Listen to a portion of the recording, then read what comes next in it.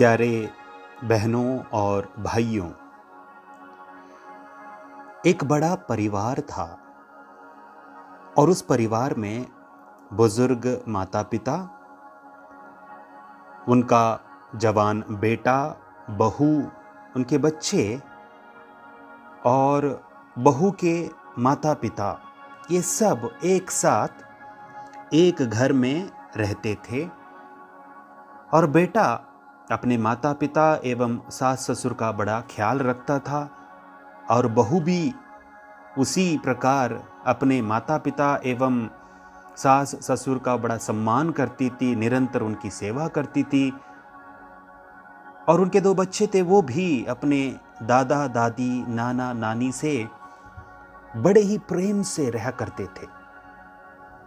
एक ऐसा परिवार था। माफ कीजिएगा, मैं शुरू में आपको ये बतलाना भूल गया कि ये सिर्फ काल्पनिक मात्र है। आप सोच रहे होंगे प्यारे दोस्तों, ये काल्पनिक क्यों है?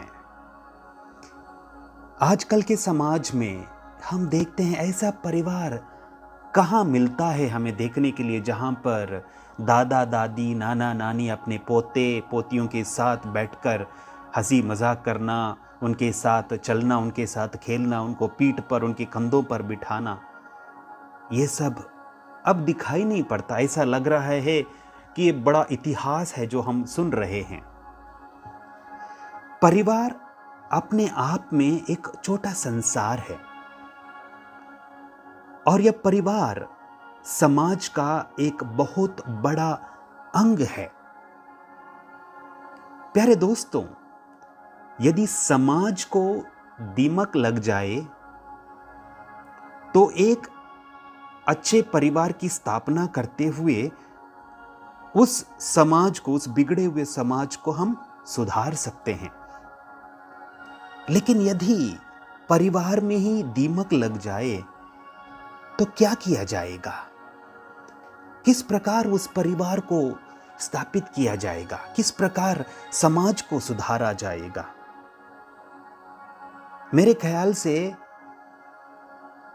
जो बच्चे अपने दादा दादी, नाना नानी का प्यार पाते हैं, उनका सहारा मिलता है, उनके साथ रहते हैं, उनके साथ बातें करते हैं, उनकी कहानियां सुनते हैं, सचमुच में ऐसे बच्चे सौभाग्यशाली हैं।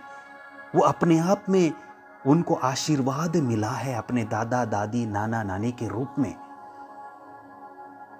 लेकिन प्यारे दोस्तों, हम जरा सोचें, आप अपने परिवार में सोचें, यदि आपके बच्चे हैं, आपके बुजुर्ग माता पिता है, कितना समय आप अपने माता पिता को देते हैं?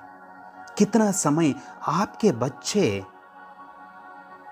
आपके पिता यानी कि उनके दादा या दादी, नाना या नानी से मिलते हैं, बातें करते हैं, उनकी कहानियां सुनते हैं, उनसे सवाल करते हैं? अत्यंत विरल है, बहुत कम हमें यह देखने को मिलता है।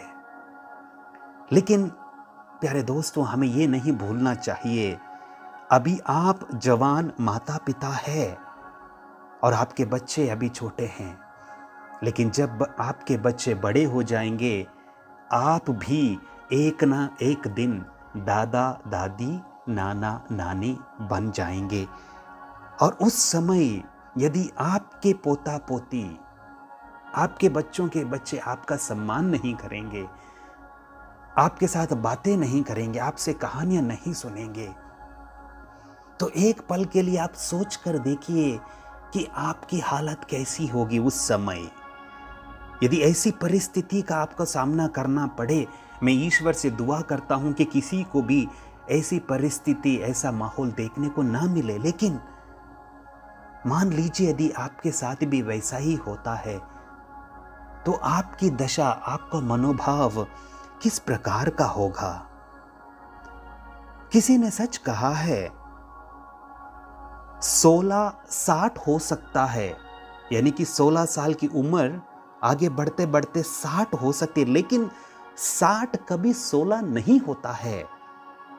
यानी कि हम दिन प्रतिदिन बढ़ते जाएंगे, बड़े हो जाएंगे, लेकिन कभी जवान नहीं होंगे। इसलिए जो जवान हैं उन्हें बड़ों का सम्मान करना चाहिए, और जो बड़े हैं वे सम्मान का पात्र बनना चाहिए।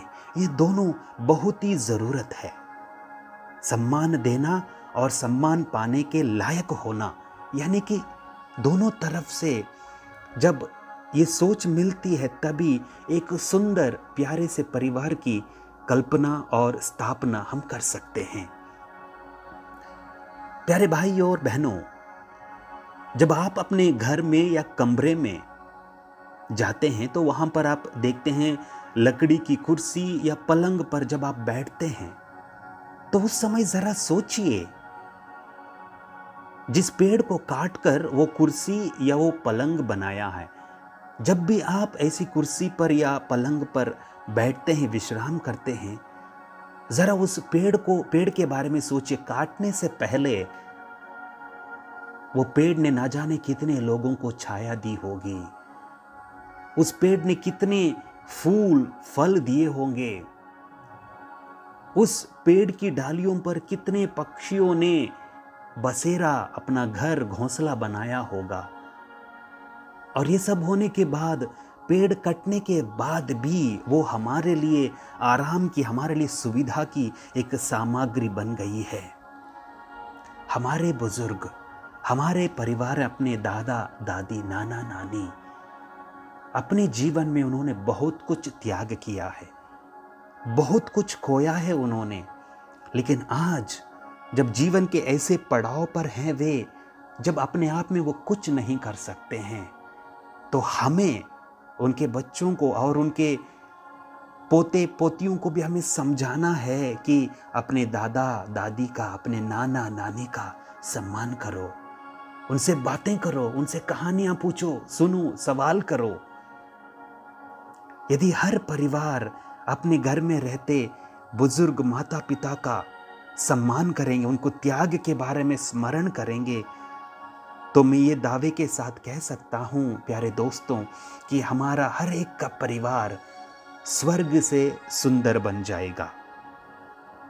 कुछ दिनों पहले मैंने गूगल में एक तस्वीर देखी थी, और वो तस्वीर यह थी कि एक अमीर घराने का छोटा सा लड़का, बच्चा 2 साल का होगा, जो सूट बूट पहनकर, जो फैशन का जो व्हील चेयर होते हैं जिनमें बच्चों को पालने जैसा होता है, जो व्हील चेयर में बिठाकर, उनके माता पिता भी सूट बूट में हैं, उसको ले जा रहे थे। और सामने से एक बुजुर्ग अमीर व्यक्ति, वो भी चल नहीं पा रहा, इसलिए वो भी सूट बूट पहना हुआ है और वो भी व्हील चेयर में है, और उसको भी 2 लोग उसको ले जा रहे हैं, यानी कि उसका जो व्हील चेयर उसको धकेल रहे हैं। और नीचे उस तस्वीर के नीचे लिखा है, the beginning and the end is same, यानी कि आरंभ और अंत एक समान है। और इस तस्वीर में हम देखते हैं एक समान है, दोनों व्हील चेयर पे है। ये छोटा बच्चा क्योंकि अपने आप चल नहीं सकता, वो बुजुर्ग भी अपने आप चल नहीं सकता। काफी तुलनाएं उस तस्वीर में हम देख सकते हैं। शायद दोनों के दांत भी नहीं होंगे कुछ कड़क चीज खाने के लिए, और ज्यादा खा भी नहीं पाएंगे, बल भी नहीं है। प्यारे भाई और बहनों, यदि इस तस्वीर को देखकर हम अपने ही जीवन के बारे में देखेंगे, मनन चिंतन करेंगे, तो ये जो घमंड, जो 4 दिन की जिंदगी में हम जो घमंड करते हैं, वो किसके लिए? हम ये भूल जाते हैं कि जिस प्रकार का व्यवहार हम अपने माता पिता से करते हैं, जब वो जीवन के अंतिम पड़ाव में आ गए हैं, जब अपने आप कुछ नहीं कर सकते हैं, किस प्रकार का व्यवहार हम उनसे करते हैं, किस प्रकार के बातों को हम उनको कहते हैं, कितनी बार हम उनके दिल को दुखाते हैं। यदि हम उनके त्याग के बारे में मनन चिंतन करेंगे तो अपने आप ईश्वर हम सभी को आशीर्वाद देगा। हमें उस घमंड को त्यागना है। किसी ने वो पानी के मटके से पूछा, तुम इतने ठंडे क्यों हो?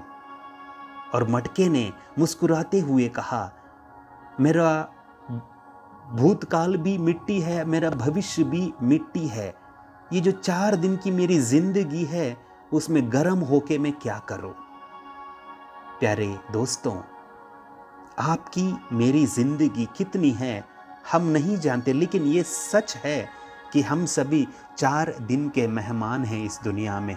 और इस दुनिया में रहते समय दुनिया की छोड़िए, अपने परिवार को एक अच्छा परिवार जब हम बना सकते हैं, जहाँ पर प्रेम हो, जहाँ पर एकता हो, एक दूसरे का सम्मान हो, एक दूसरे से बातचीत करने का माहौल हो, यदि ऐसा परिवार हमें मिले तो कितना अच्छा होगा। आजकल इस कोरोना महामारी के समय हम सभी अपने अपने घरों में एक प्रकार से बंद है। हम इस बात को सोचकर कि हम अपने घर में हैं, परिवार में बंद है, सोचकर नकारात्मक या हम हौसला ना खोएं, अपनी उम्मीद ना खोएं। हम सोचें कि कुदरत हमें एक मौका दे रहा है कि हम अपने परिवार को एकजुट लाएं, हम अपने परिवार को एक सूत्र में बांधे रखें, हम अपने परिवार में अपने बच्चों को, बड़ों का सम्मान करना सीखें और हम भी सम्मान करें, और हम भी यदि बड़े हैं, बुजुर्ग हैं, तो सम्मान के पात्र बन जाएं। आइए हम सभी इस दुनिया को, इस समाज को सुंदर बनाने के लिए सबसे पहले अपने परिवार को सुंदर, पवित्र, सुशील बनाएं। ईश्वर से दुआ करें कि वह हम सब की मदद करे।